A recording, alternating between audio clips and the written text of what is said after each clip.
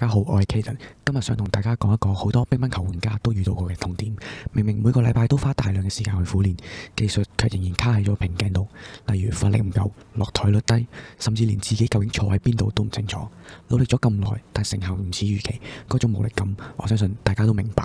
更值得留意嘅係，麻木嘅練習唔單止低效，仲可能因為長期嘅錯誤動作而累積受傷，特別係手腕、手臂、膊頭同埋腰背。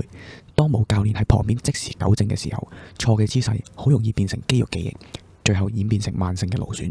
所以問題嘅核心就係傳統嘅訓練缺乏咗即時、客觀同埋個人化嘅反饋。今日我哋帶嚟咗一個可行嘅解決方案，跟住落嚟交俾 Samuel。大家好，我係 Samuel，接住我哋嚟講解決方案。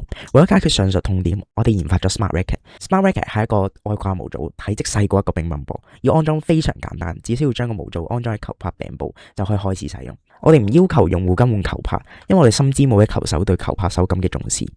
喺硬件方面，我哋用咗低功耗嘅 NRF52840晶片，再結合 Edge Impulse 訓練出嚟嘅 TinyML 模型，令到數據可以直接喺球拍上面完成 AI 分析，大大降低咗數據傳輸要求。喺 App 方面，我哋用咗 Android Studio 去開發，而家透過 Bluetooth 就可以將 Smart Racket 連上手機。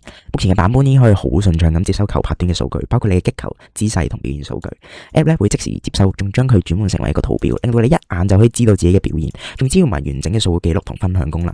喺 AI 方面，我哋透過 Edge Impulse 採集咗數千次揮拍數據，先至得出呢一個 TinyML 模型，而呢個模型都成功 deploy 咗喺球拍端，唔需要網絡就可以做到動作分析。大家好，我係 Ivan。市面上嘅 Janova 雖然係智能球拍，但一體化設計令電池老化後成支報廢，仲強迫用戶放棄愛拍。佢哋嘅方案係換咗你，而我哋嘅答案係成就你。Smart Racket 讓每一次揮拍都有數據相伴，讓每一次學習都能被看見與改變。多謝大家。